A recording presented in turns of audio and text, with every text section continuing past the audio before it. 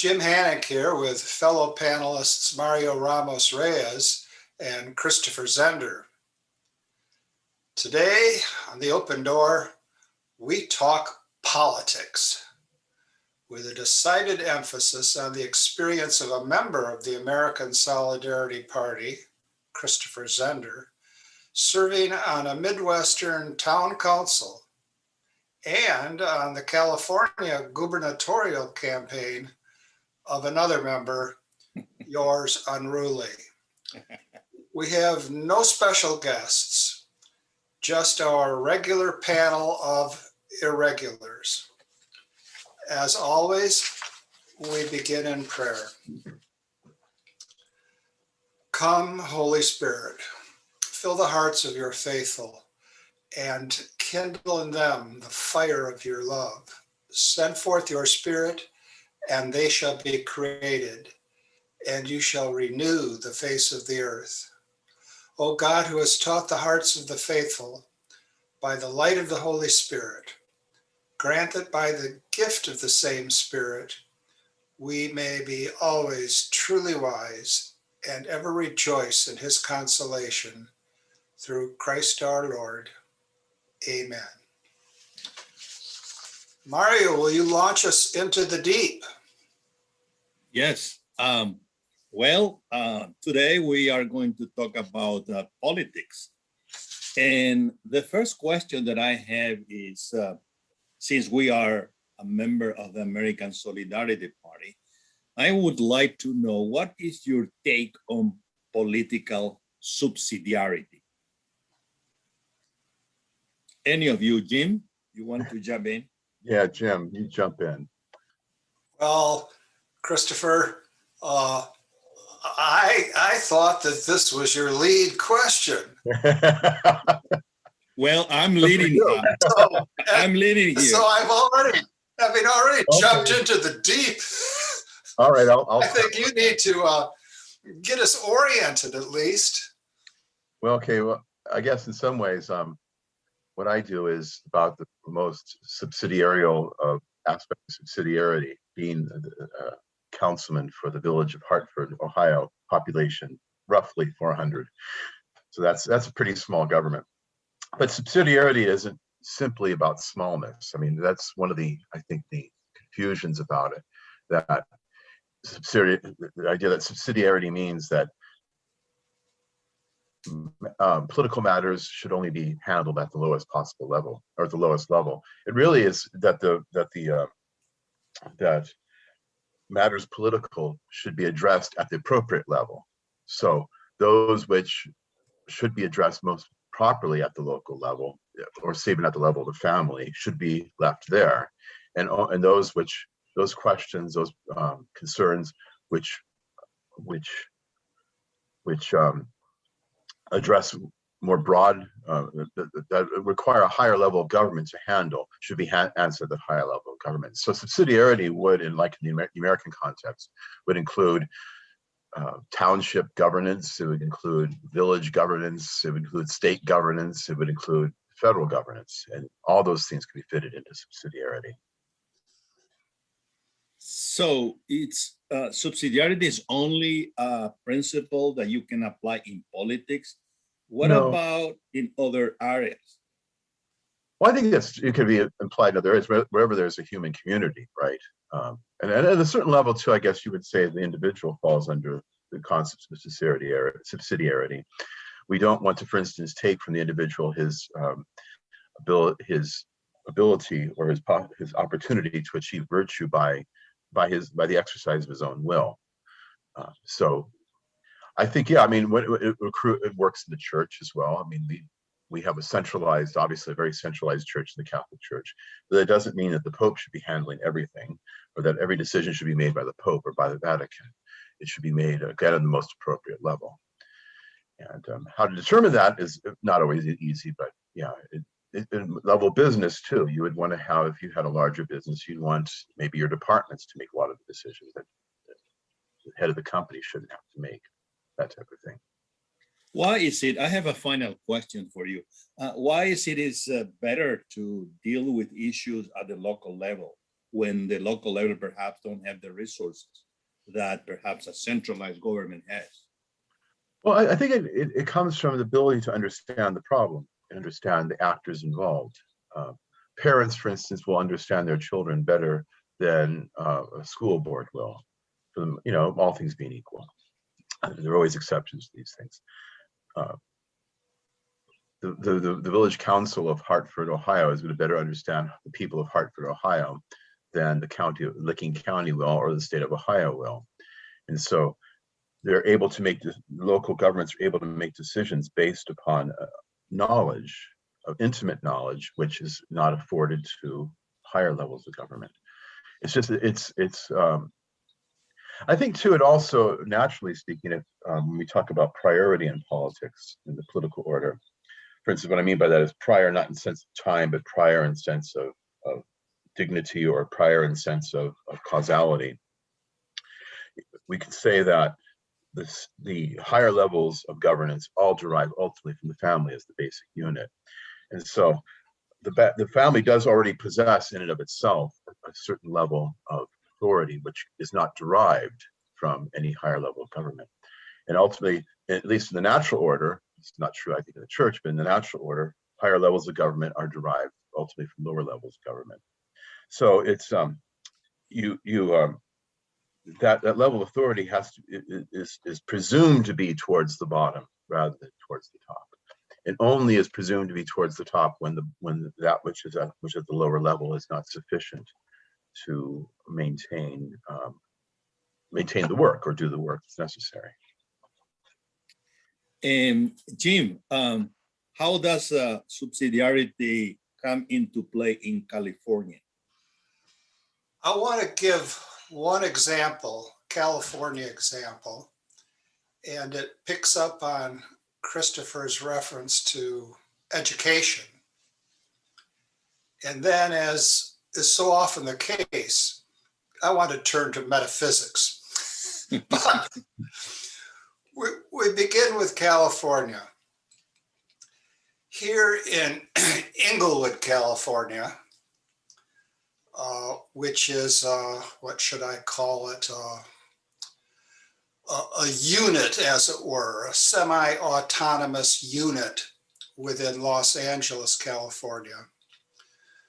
We've had real problems providing just decent education, never mind excellent education, just decent education. I well remember attending a parent-teacher conference. I was the parent. The teacher was a teacher of one of my sons, Tommy. And it had been scheduled at the library at Inglewood High School. I got there and the library was on fire. So we had to relocate our parent-teacher meeting. There's a lot of talk about limiting the police presence at high schools in California. And that was a case where there probably should have been a little bit more police presence, but I understand the reasons for limiting police presence, sorry. So that's just a background. And what happened after a time in Inglewood is that the state of California took over, not the county of Los Angeles, but the state of California took over the Inglewood school system, lock, stock, and barrel. And after a fairly indecent interval, maybe 2 years, the school district was more in debt than it had been before. It was already bankrupt, but it had become more bankrupt due to the tender solicitations of the state of California. Now, that's a case where subsidiarity is a complex and fluid sort of thing.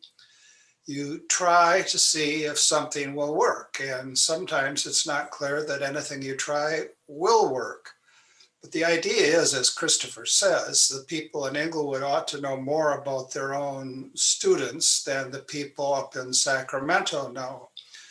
And the people in Sacramento said, no, we actually know more than you do. Let us help you out.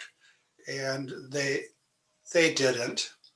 And I think one result of that is there are more and more charter schools in the state of California, and certainly more and more charter schools in the Los Angeles area. And once again, the struggle between centralization and decentralization kicks in. Who opposes the charter schools? Well, teachers' unions. What? The teachers at the charter schools oppose their own schools? No. National level teacher unions oppose charter schools because, after all, if you have charter schools, you're going to have more independence. And what large units usually don't like is smaller units that show independence. So that's a little bit of subsidiarity in action and contraction in the state of California. Now comes the metaphysics. I think Christopher is absolutely on target in saying that the idea isn't small for the sake of small, much less is it big for the sake of big. The operative metaphysical principle here, in the language of saints and scholars, to wit Latin, is omne ens, everything. Political entities, familial entities, in fact, everything. Omne ens perficitur, is fulfilled in actu, in acting. And the beauty of subsidiarity is that it encourages us to act. And we begin by acting where we are as who we are. And when we can't do what needs to be done, then we draw on the larger community. And when we can't do what needs to be done with the larger community, then we get into politics seriously, state level politics if necessary, national politics if necessary. It's not that the principle of subsidiarity is some sort of aesthetic ideal. It's not like we prefer cameo-sized brooches as opposed to outdoor public art monuments. It's not aesthetic. It has to do with the very being of things. Things realize themselves in action, and we can best realize ourselves in action if we are allowed to, and if we take initiative to, act where we are. And then we move ahead tentatively. As the late and great, never mind what the cancel culture says, as the late and great Saint Junipero Serra says, siempre adelante con juicio, always forward, but with judgment, good judgment. And I think that's what the principle of subsidiarity actually is. Very interesting. But I still have a question, and the question is this. Given the fact that we are living in a time, and I think we always have been living in such a time in some way or another, where government in general are guided, inspired by ideologies. And ideologies tend to be universal. They want to implement certain principles, value into government, whether it's a local government, whether it's the federal government, always tend to be universal and try to persuade people or impose people those values. So here we propose the principle of subsidiarity, which begin from the local government, if you will, or for the small government or this singular unit. How we can reconcile or articulate that principle when the whole culture is guided by this tend to universalism. And ultimately seems, yes, all politics local, but it isn't. Because as you said, there are forces who want to bring into the local level the universal principle of that particular ideology. Well, I'm not, I don't think subsidiarity is against a universal principle. For instance, I mean, we would want to say in the United States, everybody to recognize certain things as true, right? We'd like everybody to recognize the principles of natural law. Or we used to. Yeah, we used to, but that's what we prefer, and it recognizes at all levels. So that would, so when we're dealing with the questions of truth, we're talking about universal, something that's universal. It's true irregardless of whether you're living in Hartford, Ohio, whether you're in California, or if you're in India, right? So it's the application of governance, which is what we're talking about in terms of subsidiarity. It's much more of an art, I guess, than it presupposes a philosophy of life, just like all politics need to. But yet, when we're talking about the governance, we're talking about art, essentially, and how is that art best practiced? And that the argument would be that, for the most part, or as much as possible, that art should be practiced at the most local level possible. And the two things, they come together, I think, can come together very well.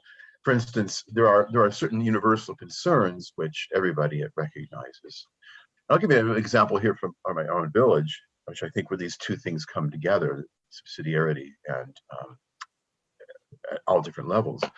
We had a situation long before I moved here where the local stream was being polluted by effluents from houses. There was no sewer system, in other words, at the time. And the stream is an outer fork, it goes into the outer fork of Licking River, which flows in the Muskingum, which flows into the Ohio, which flows in Mississippi, and into the ocean ultimately. So the effects of this, of course, of the pollution in Hartford, Ohio, are potentially quite large, quite wide. Now, that would seem to be a case where you have a very good example where the principal subsidiary would say, well, something has to be done at a higher level of government than simply at the level of Hartford. So what was ultimately imposed, I think it was by the Ohio EPA, was that Hartford had to put in a sewer system. So that's ultimately what happened. It was a very expensive proposition, even with grants, where the village is still paying off. It's like one of the biggest aspects of the budget. Well, one of the problems of it is that we have to have higher sewer bills. The reason why we have to have high sewer bills is because even though we have a public sewer, we don't have a public water system. Everybody's on a well, and there's no way to tell who is using how much water. So some people have not been paying their sewer bills. And so there was a question, well, what do we do about these people? How do we handle this? So in the discussions we talked about, we didn't want to penalize people who maybe are finding it difficult to pay their sewer bills, because in the village there are people who are more well off, people are less well off, and some people are clearly not very well off at all. So how do you handle that? And so when we were working at the local level, for instance, if this went to Licking County would just would put a lien on their property tax, and they would simply have to pay it. Well, we put a lien on the property tax too, but at the same time, what we did is we offered them avenues by which if they needed help in paying their bills, they could get that help. So with every bill when the bill goes out, or the letter goes out announcing the lien, it gives them ways of, places they could go to get aid in order to pay off their bills. Now, I think that's an example of how the fact that the village council, we had a need, we really do have a need that the sewer bill has to be paid off. We don't get a lot of revenue in Ohio. At the same time, we want to be cognizant of the needs of the local population. And I think at that, because we're operating at a local level with 400 people and a council of 6 with 1 mayor, right? We can understand the situation better than Licking County would or the state of Ohio would. And so you see these things come together. Is that an example of an application of higher truths? I think it is. I think it's an example of a basic conviction that you have to treat people decently and you have to operate for the common good, namely the good of all, irregardless of their ability to pay and of their wealth status. So I thought that would be an example of how subsidiarity does work. So, but you, in passing, I think, referred to something that it seems that is related to subsidiarity, which is solidarity. Mm-hmm. But what I observe as a try to understand contemporary culture, that principle is rejected as naive by many people, mainly young people, who are more inclined toward a notion of freedom, which is pretty much libertarian freedom. And that's widespread everywhere. I'm not talking about the United States, it's everywhere. Mm-hmm. So the question is, how then we can or encourage people to look at subsidiarity and solidarity as a positive way of understanding how very local and efficient government work? Well, I think solidarity is something which will naturally occur unless it's interrupted by selfishness or ideology, right? There's obviously a burg of the size of Hartford cannot exist on its own. It's not. It doesn't have. It hasn't reached that level of self-sufficiency, right? That can constitute it as a fully functioning, fully competent state. So that there has to be some cooperation between localities in order to achieve whatever goods we need to achieve. And you can see that in the pollution of the river example. There has to be, when we all share a common river, we have to make sure that everybody is working together. So I think we can. I found dealing with people on a more local level, when you actually talk to people, they can understand this principle of solidarity.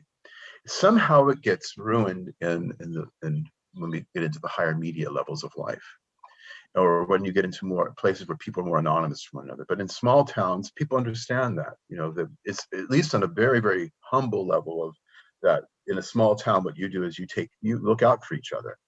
And that's, I think, ultimately one way of expressing it. People have expressed it in maybe not such terms as solidarity, but what the principle is looking out for one another.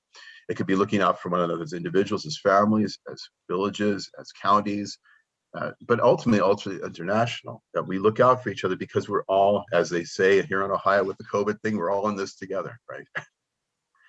So I think it's a concept which can be, people can readily understand. I think we have to become to a very high level of degradation in society before that is simply rejected.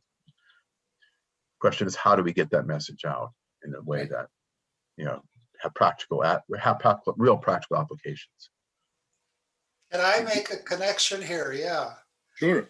I'd like to look at solidarity as the antidote for ideology.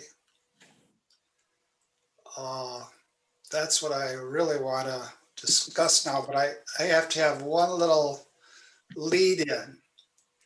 Sometimes people will use the word ideology to refer to any coherent set of beliefs. So much so that Euclid's geometry could be challenged as mathematical ideology.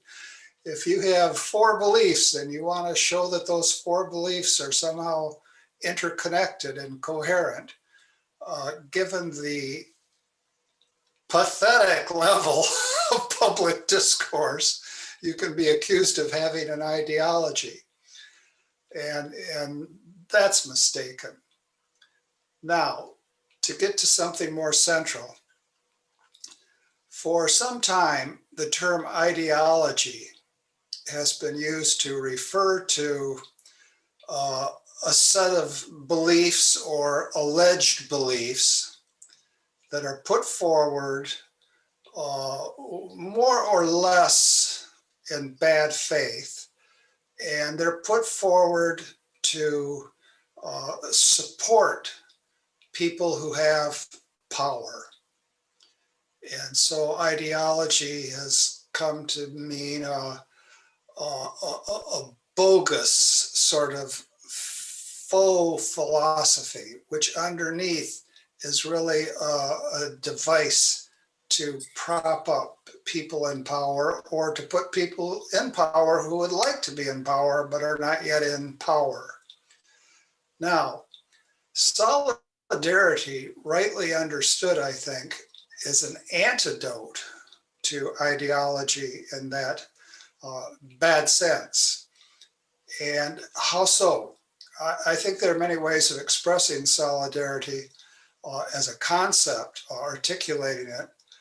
But I like the account of solidarity that says the first measure of justice, the first measure of justice in any society is how it acts to protect those who are most at risk, most vulnerable.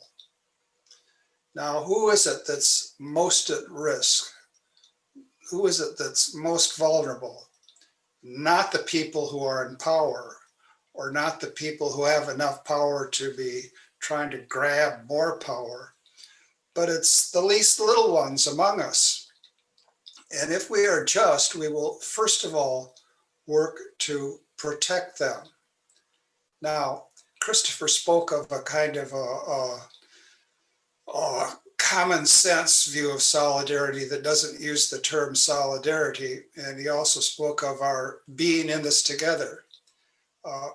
Consider a case of a lifeboat, and lifeboats are often introduced in political discussions. If we're on a lifeboat and some people are about to fall off the lifeboat, solidarity says, well, we're all in this together, and what we ought to do first is keep the people who are about to fall off from falling off. That's what we ought to do first, keep them from falling off. And after all, we're all in it together. The antithesis of solidarity would be a kind of blatant or covert, perhaps go either direction, egoism. Oh, that guy's about to fall off. I'm going to give him a push because I'll have more room for myself. That's the absolute opposite of solidarity. But that is, in fact, what ideology leads to if it's a smokescreen for maintaining power. But solidarity is not about maintaining power. It's about maintaining community. And as solidarists, we look first to those who are most in need of our help. And here's a concrete example. It's contemporary, and it's something that cries out to heaven for rectification. There is a tendency in this country, as there has been a tendency in the developed countries of the West, to put the old folks in a home. Yes, let's put them in a home. After all, we're never at home ourselves. We're out making money. So let's put the old folks in a home. And what we've seen during the COVID crisis is the old folks at home are the most likely folks of all to die of COVID. What we take to be doing them a good turn turns out to be very often doing ourselves a good turn. And we put them at a heightened risk. We immediately do so when we put them at a risk for more and more isolation. But then we put them at a heightened risk in the context of COVID. They die fast. And solidarity would say that that is a defacing of the community that we find ourselves in today at any number of levels. So that show if I understood you well, that solidarity is a virtue, is a disposition which begin with those who are closer to us. And our society is fragmented for, again, ideological forces. And yet, I have been observing something, correct me if I'm wrong, is that in small communities where people are more inclined to localism against centralized government, this pandemic have shown that they don't believe in the government. By the government, of course, is an undefinable entity which is telling these people how they have to behave, what type of mask they would need to wear, and they reject that because come from the government. So the question is how then we can bring the common good into those communities seems to be distrustful of the government itself. Well, I'm not sure that the government always has earned the trust of the localities. So why do they mistrust the government? Sometimes it's kind of a libertarian notion of freedom. Sometimes just because the government just does things which are particularly bad. So it's if the government itself has not always proven itself. I'm hearing my feedback. Okay, hearing feedback for some reason, but anyway, if the government itself is not always operated according to the common good, but it has operated for the interests of, say, corporations and the like, it tends to produce mistrust in people. Or in many cases, like here in rural Ohio, I think a lot of people are mistrustful of the government because our governments tend to promote ideas, practices which people think are immoral. There's still a strong religious sense, mostly Protestant in this area, which reacts to certain government promotion of same-sex marriage, same-sex relationships, abortion, and that type of thing. So that also has to be taken into account whenever assessing the actual response of people in small towns and the like to larger government. There's also the problem that sometimes the governments do intervene in places they shouldn't be intervening. There's been an undue centralization, I think, in the United States in many ways. And so when you have that level of decentralization or centralization, especially if it doesn't actually take into account the real needs of the locality, people tend to mistrust the government.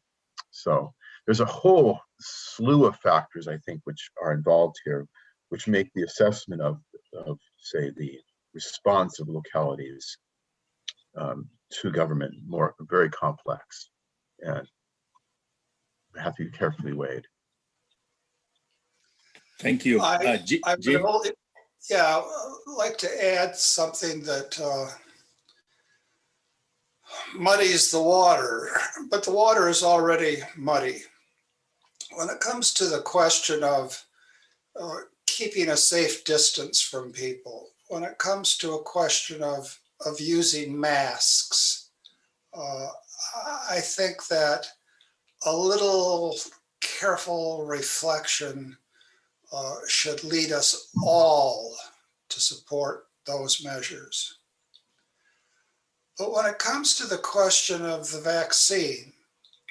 vaccines currently in play, I think that there's a real issue there, and I'm not saying it's the issue that motivates most people who are reluctant to use the vaccine, but the real issue is that the vaccines that we now have depend on abortions carried out in the past.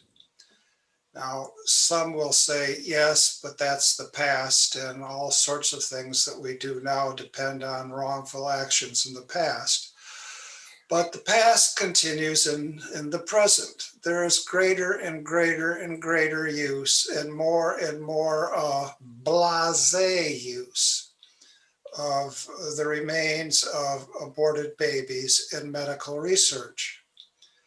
And our Dr. Fauci is one who has supported vigorously the use of aborted fetus tissue in ongoing medical research. And so we need to blow the whistle on that. And it ought to be more than just a whistle blowing. It ought to be said again and again and publicly. So there's that aspect of it. And also with respect to the government, to the munificence of the government, let's remember that again and again in the past, the government has had mandatory military drafts. And one of my favorite Wendell Berry short stories is a short story about what happened in Kentucky when the folks came back from the war. Which war was this? This was World War I. And what havoc had been done. And I think that there's nothing more dangerous to the human person than the rogue nation state.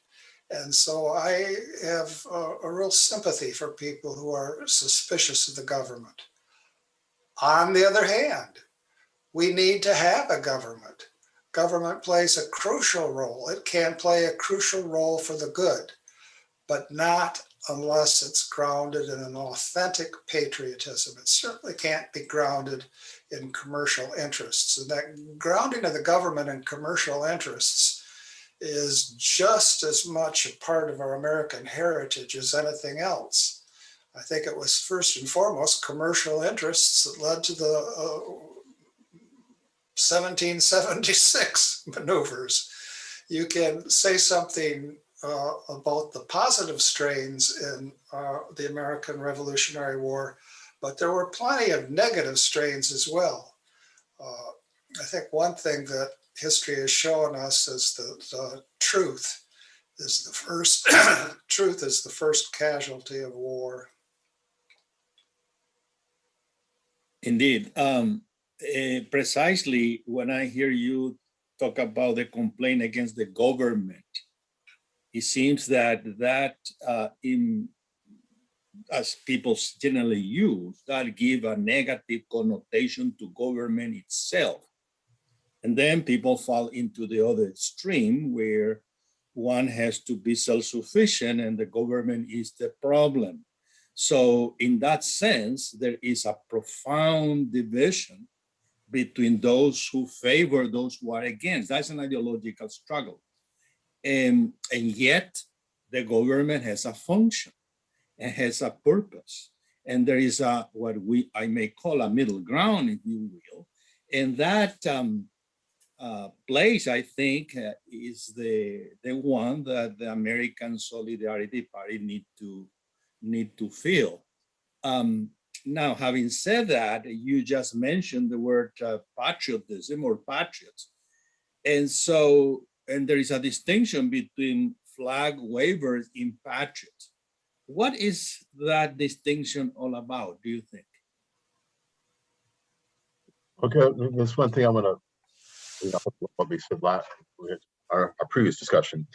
Yeah. I think sometimes we use the term government, our mind immediately goes to Washington. That's the government, right? Okay. And in reality, it is part of the government. It's the federal government, but it's not government as such. Government is at all levels. And so I think that's something we really have to rediscover in the United States. And part of it, there's various reasons why we don't think of the government as local. And why people don't pay much attention to their local governments, as if it's not really important, when it's actually extremely important for the flourishing of human life. But that's, I think, is something important. When we talk about being anti-government, oftentimes it's anti-federal government or it's anti-state government or something. Sometimes it is just ideologically anti-government. I mean, obviously, when you go back to the American Revolution, like Thomas Paine's common sense, what presents government as a necessary evil, right? The liberal notion of the necessary evil rather than as something as a positive good. So there's that strain as well. But there's also, the fact that people tend to focus on one level of government rather than another. That leads them to these notions. So your question again was, I'm sorry, I forgot. So the distinction between flag wavers and patriots, is there such a distinction? Should be making that distinction? I think there is. I think, well, part of it is there's a kind of what tends to develop as a kind of exaggerated nationalism. A flag waver oftentimes is somebody who tends to take his own nation and make it absolute. That his nation has a kind of preeminent right to exist, and that the rest of the world has to exist for the sake of his nation. In the United States, it takes a kind of a queer form. I don't know if this, maybe it's true in other places as well, but it has been true in other places. But there seems to be a need for Americans to think of their country as always being the greatest, which makes me sometimes wonder if it became very clear to them that was no longer the greatest, whether they would have the same kind of love for their country. Love for country, true patriotism is like love for one's parents. You don't have to recognize that your parents are the most virtuous or the best, the most intelligent, the richest, or anything else. You love them simply because they're your parents and you come from them. That's really, I think, that's the base. You love. So patriotism has to be rooted in the conviction that these are my people. That's why I love them, and I want to work for the best of my people. What is the common good for everybody?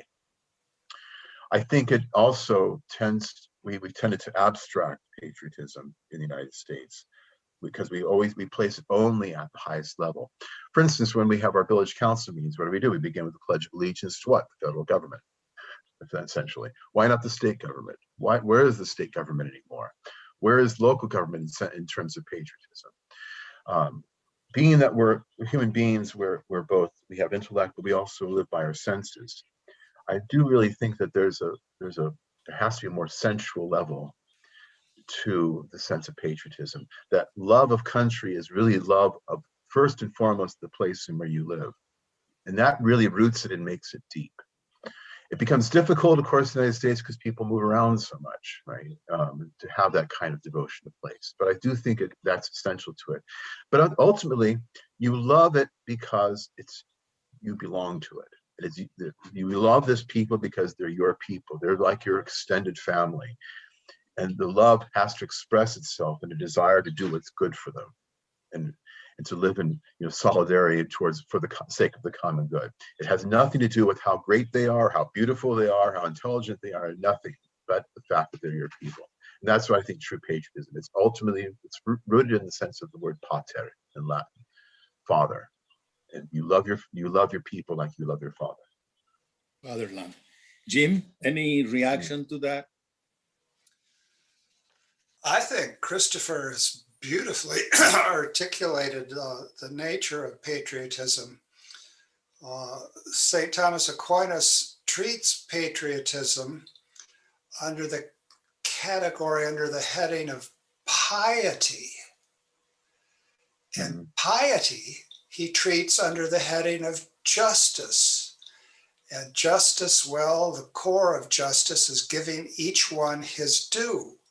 Now we have a special need to give our due to God, who gave us our very being, a special duty to give our due, to give the right response to our parents, and a special duty to give a right response to the communities which make it possible for us to flourish as human beings.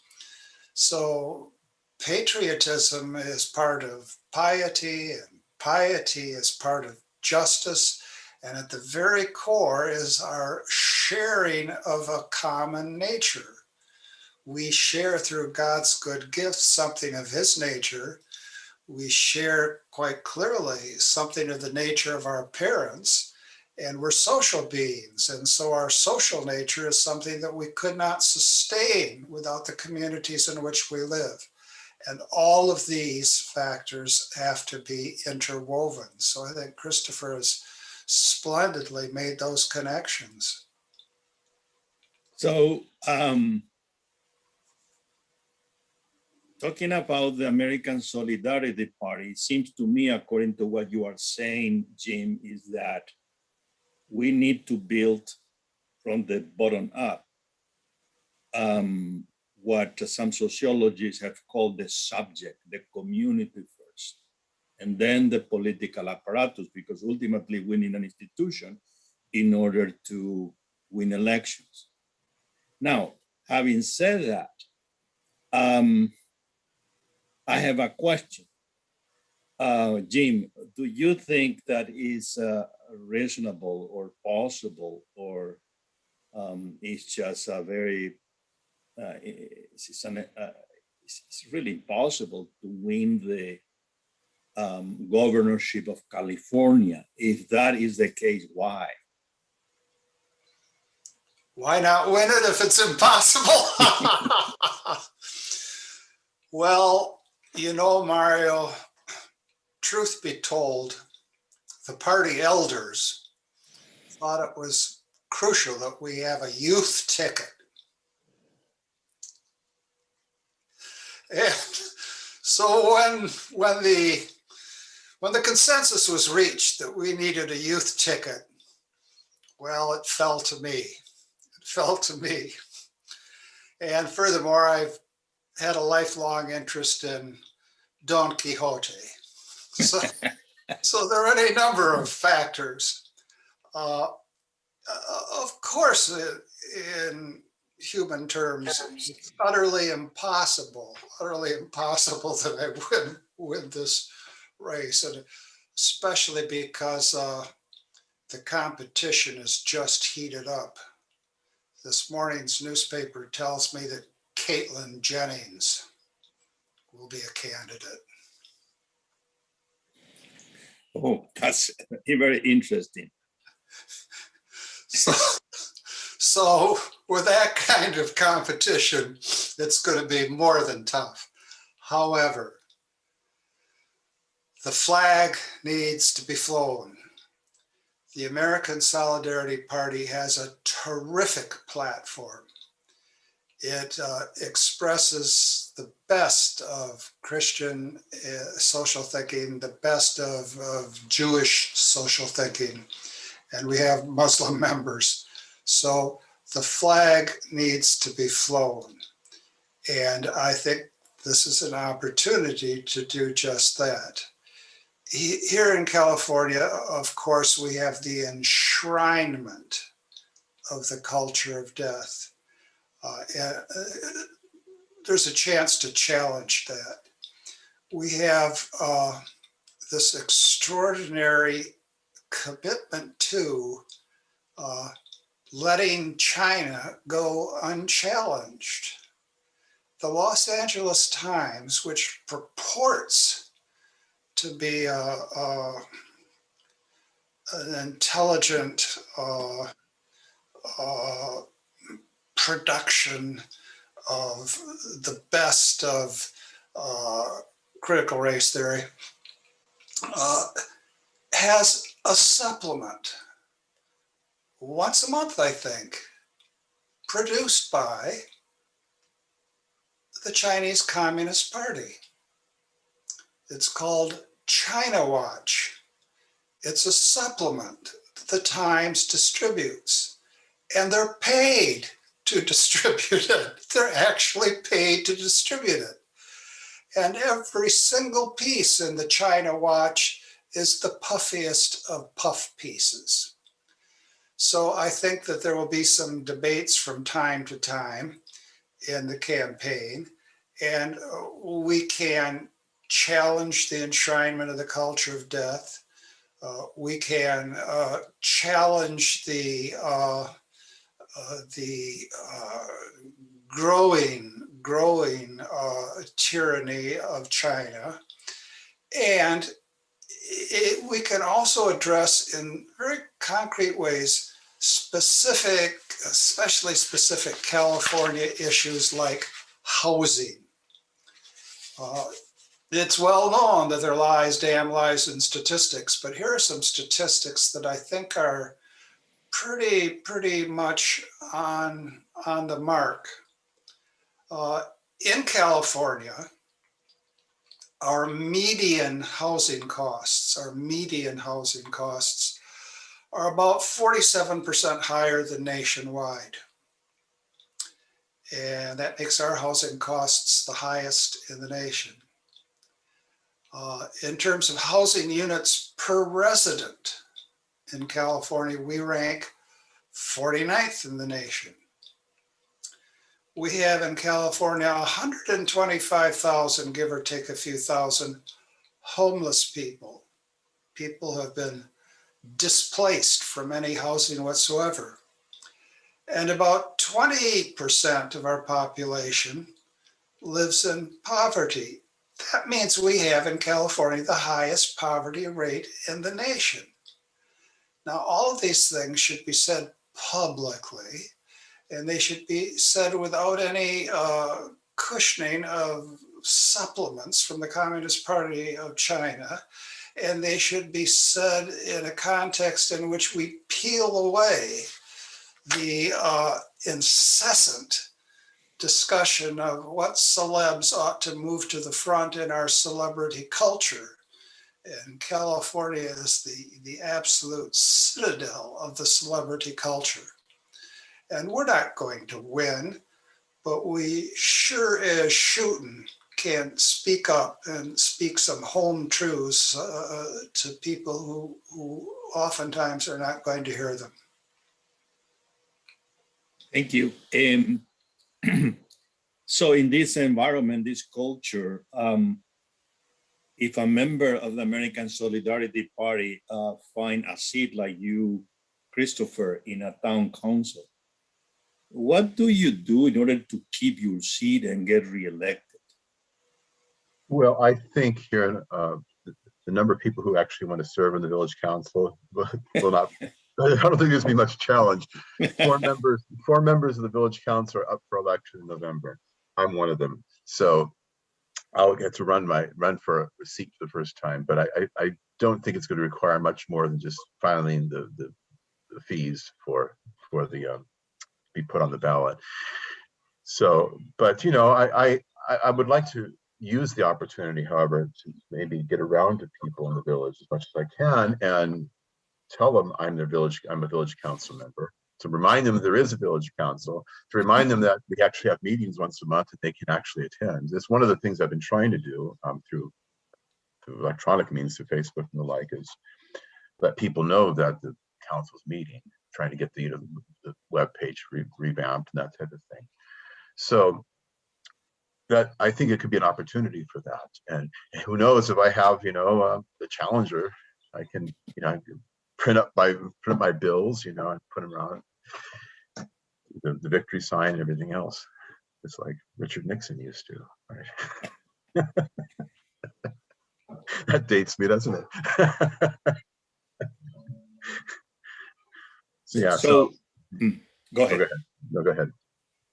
So the mission of the American Solidarity Party is also guided by subsidiarity. Some places we can occupy certain seat because people are not very committed to politics or local politics. In other places, the culture is completely different, different than our own proposals. So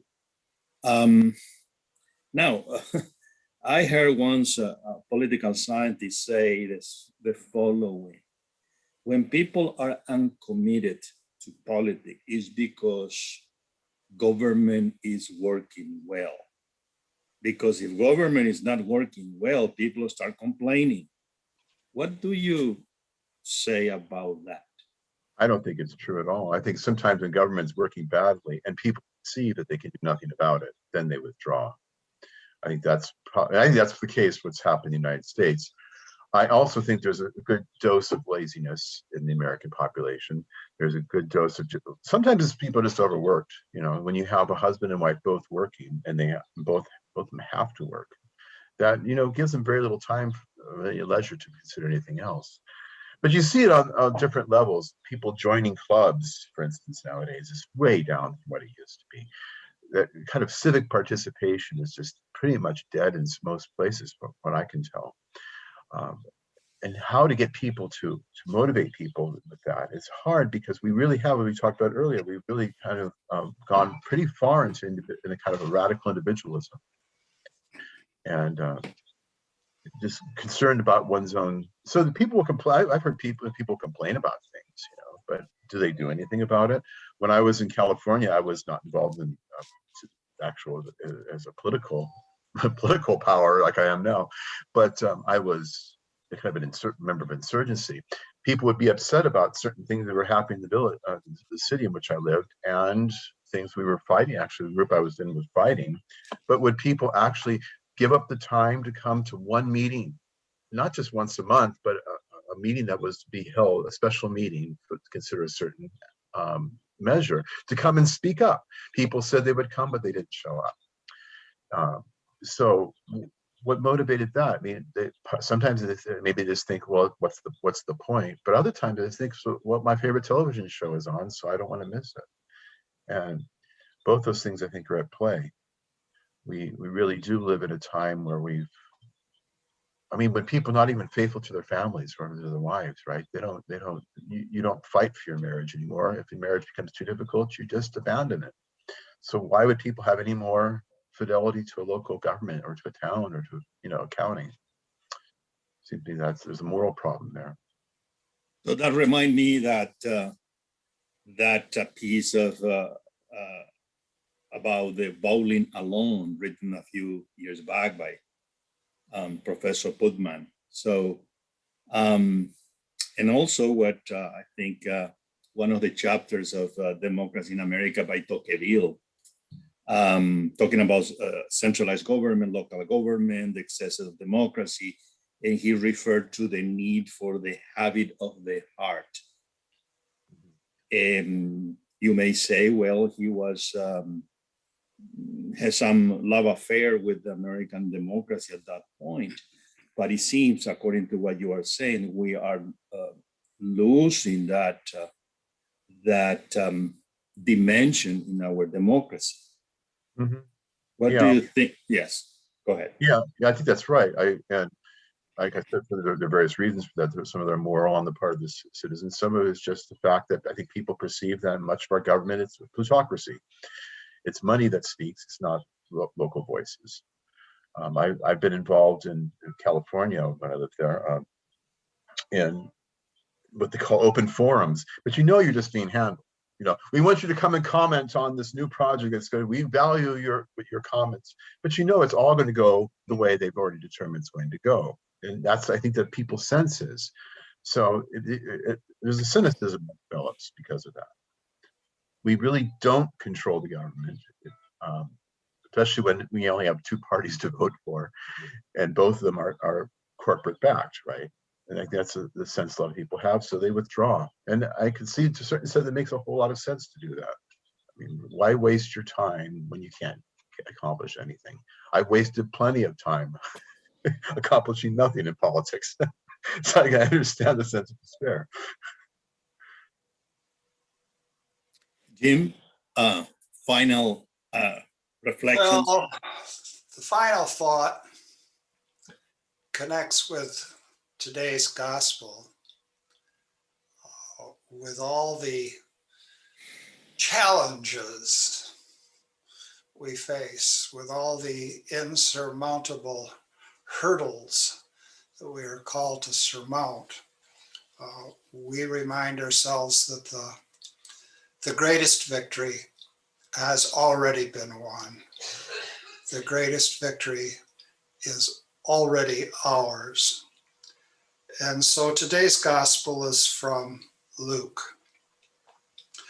That very day, the first day of the week, 2 of Jesus's disciples were going to a village 7 miles from Jerusalem called Emmaus.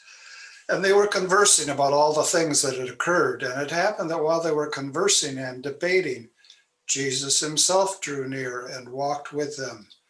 But their eyes were prevented from recognizing him. He asked them, "What are you discussing as you walk along?" They stopped, looking downcast. One of them, named Cleopas, said to him in reply, "Are you the only visitor to Jerusalem who does not know the things that have taken place there in these days?" And he replied to them, "What sort of things?" They said to him, "The things that happened to Jesus the Nazarene, who was a prophet mighty in deed and word before God and all the people. How our chief priests and rulers both handed him over to a sentence of death and crucified him. But we were hoping that he would be the one to redeem Israel. And besides all this, it is now the third day since this took place. Some women from our group, however, have astounded us. They were at the tomb early in the morning and did not find his body. They came back and reported that they had indeed seen a vision of angels who announced that he was alive. Then some of those with us went to the tomb and found things just as the women had described, but him they did not see." And he said to them, "Oh, how foolish you are, how slow of heart to believe all that the prophets spoke. Was it not necessary that the Christ should suffer these things and enter into his glory?" Then, beginning with Moses and all the prophets, he interpreted to them what referred to him in all the scriptures. As they approached the village to which they were going, he gave the impression that he was going on farther. But they urged him, "Stay with us, for it is nearly evening and the day is almost over." So he went in to stay with them. And it happened that while he was with them at table, he took bread, said the blessing, broke it, and gave it to them. With that, their eyes were opened and they recognized him, but he vanished from their sight. Then they said to each other, "Were not our hearts burning within us while he spoke to us on the way and opened the scriptures to us?" So they set out at once and returned to Jerusalem, where they found gathered together the 11 and those with them who were saying, "The Lord has truly been raised and has appeared to Simon." Then the two recounted what had taken place on the way and how he was made known to them in the breaking of the bread. The gospel of the Lord. Thank you. Thank you. Thank you Thank very you. much. Take care. Next time, Pakistan. I hope you didn't hear my chickens in the background during this thing. Oh, I I did have it. baby chicks. I have baby chicks in my office right now. In the office. In the office, yeah. He In a doesn't care FedEx about container. zoning. He doesn't care about zoning regulation. There are no zoning- Scofflaw of the worst sort.